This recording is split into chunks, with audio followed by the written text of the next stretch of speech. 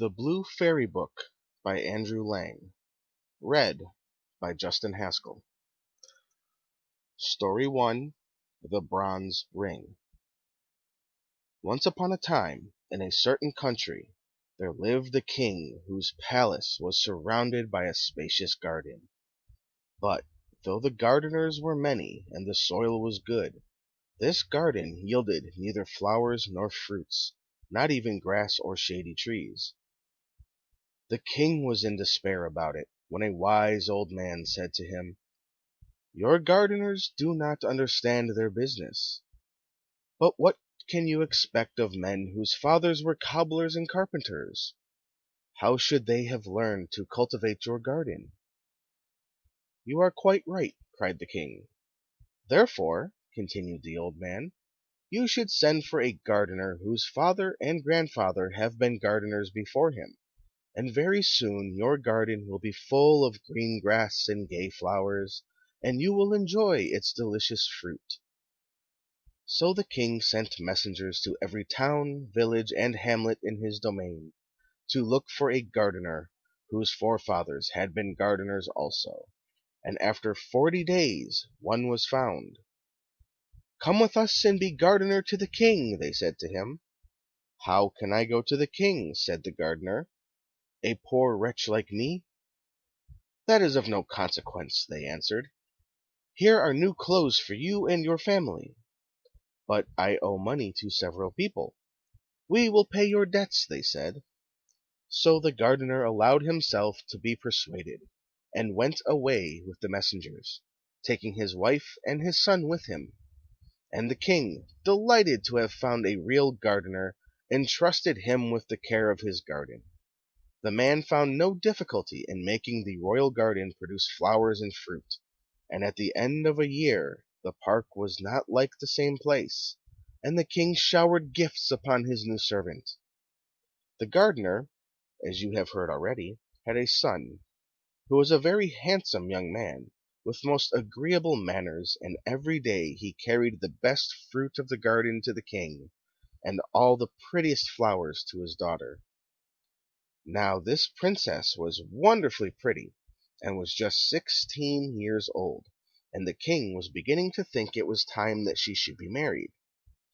"My dear child," said he, "you are of an age to take a husband.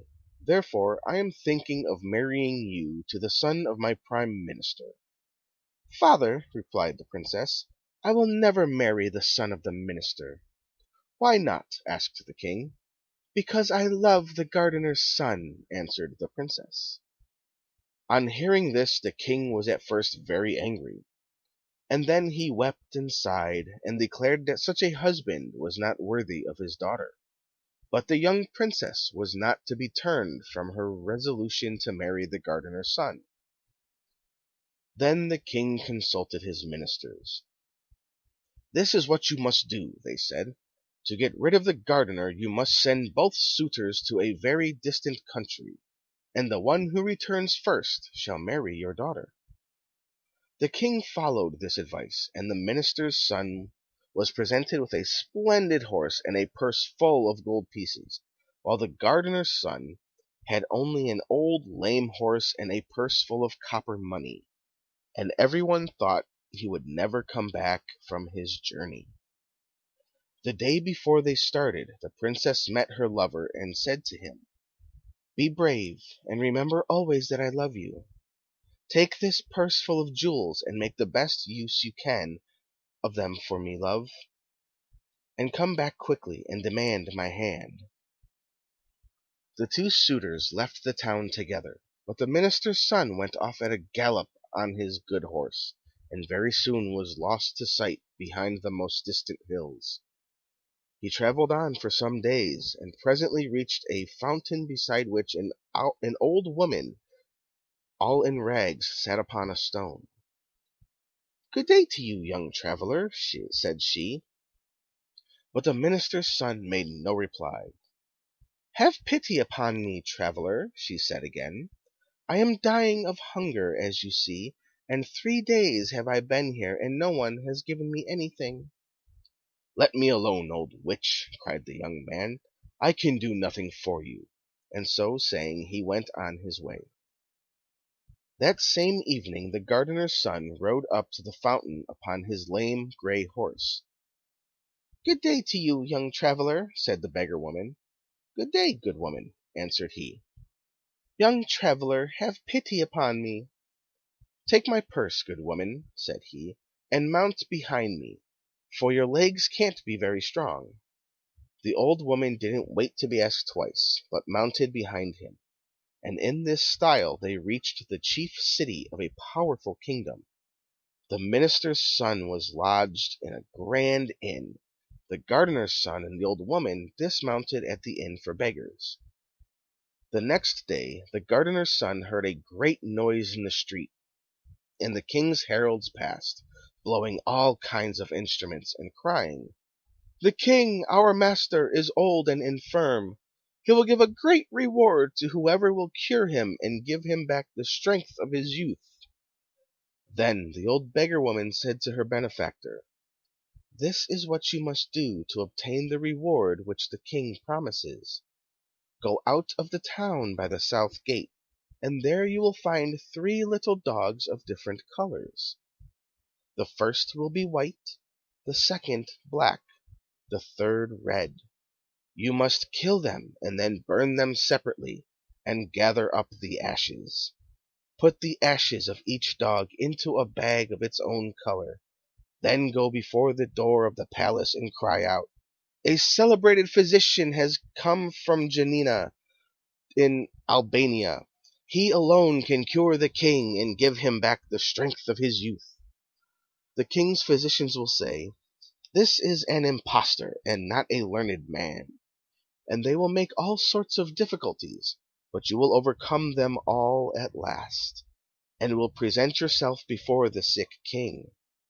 You must then demand as much wood as 3 mules can carry, and a great cauldron, and must shut yourself up in a room with the sultan. And when the cauldron boils you must throw him into it, and there leave him until his flesh is completely separated from his bones. Then arrange the bones in their proper places, and throw over them the ashes out of the 3 bags. The king will come back to life, and will be just as he was when he was 20 years old. For your reward you must demand the bronze ring, which he has the power to grant you everything you desire. Go, my son, and do not forget any of my instructions." The young man followed the old beggar woman's directions. On going out of the town he found the white, red, and black dogs, and killed and burnt them, gathering the ashes in 3 bags. Then he ran to the palace and cried, "A celebrated physician has just come from Janina in Albania. He alone can cure the king and give him back the strength of his youth." The king's physicians at first laughed at the unknown wayfarer, but the sultan ordered that the stranger should be admitted.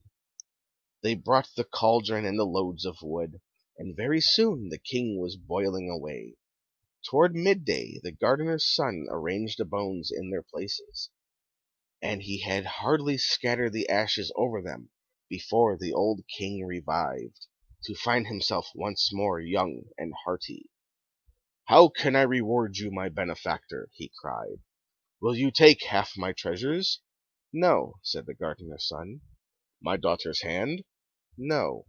"Take half my kingdom?"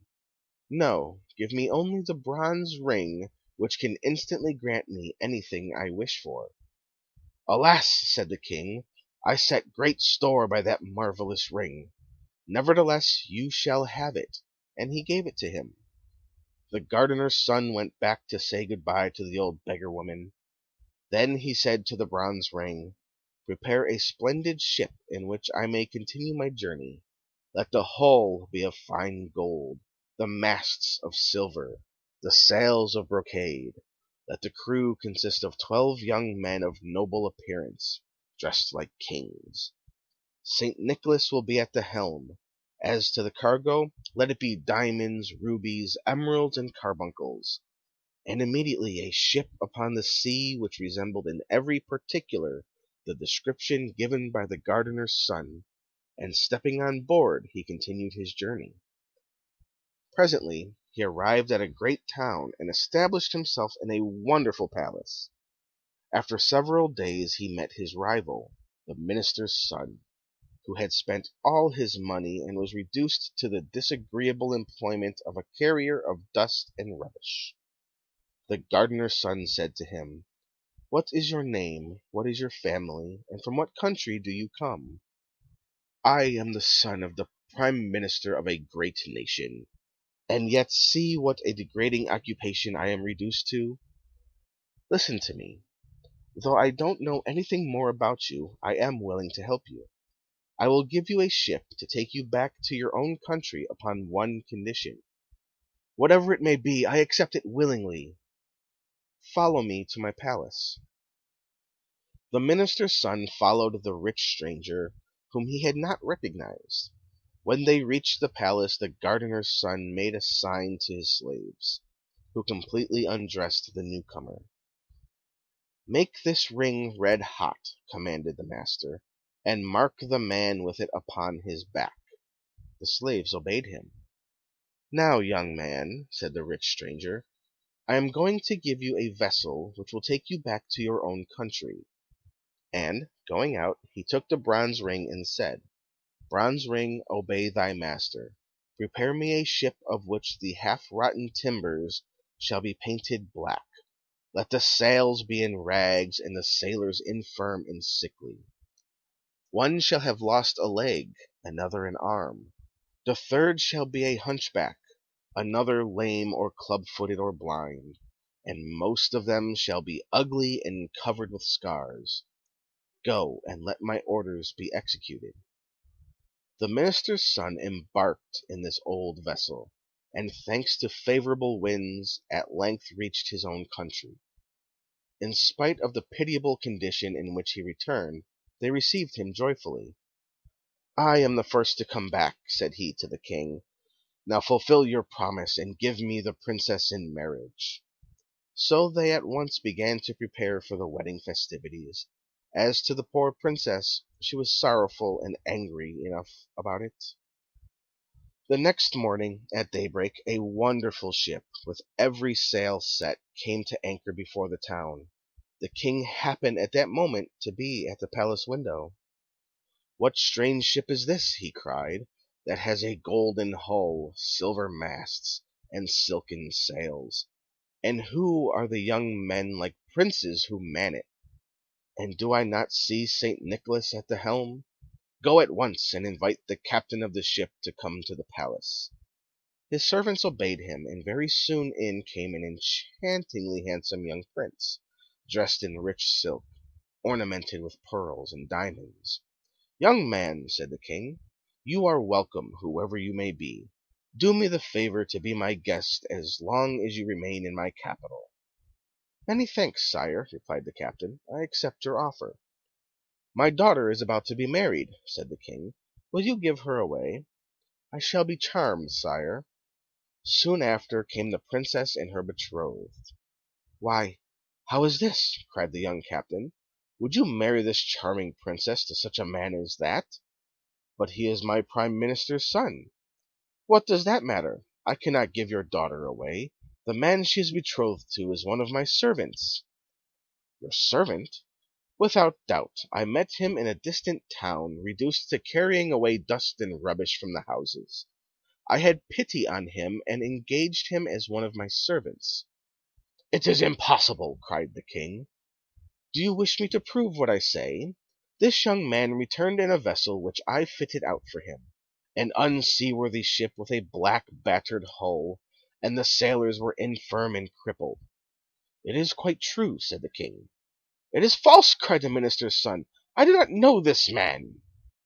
"Sire," said the young captain, "order your daughter's betrothed to be stripped, and see if the mark of my ring is not branded upon his back." The king was about to give this order, when the minister's son, to save himself from such an indignity, admitted that the story was true. "And now, sire," said the young captain, "do you not recognize me?" "I recognize you," said the Princess. "You are the gardener's son whom I have always loved, and it is you I wish to marry." "Young man, you shall be my son-in-law," cried the King. "The marriage festivities are already begun, so you shall marry my daughter this very day."